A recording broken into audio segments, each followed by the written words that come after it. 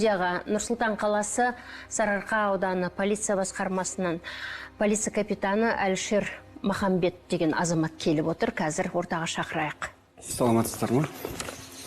Біздің бүкіл мекемеден алынған құжаттар азамат Асылбек Дүйсенұлына қатысты. Осы бүкіл құжаттарды дайындап алып келдік сіздерге.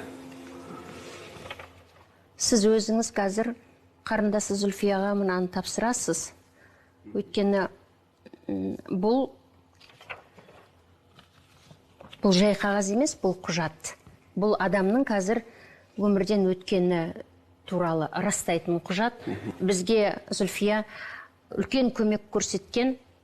Нұрсұлтан қаласы Сарыарқа ауданы полиция басқармасының бастығы, полиция подполковнигі Қуаныш Әбдіманапұлы Орынбетовке, полиция басқармасы бастығының орынбасары, полиция полковнигі Дулат Уәлиханұлы Жұмағұловқа, іздеу бөлімінің бастығы, полиция майоры Еркін Түгелбайұлы Кентаевқа, полиция капитаны Әлішер Нұриддинұлы Махамбетке алғыс білдіреміз.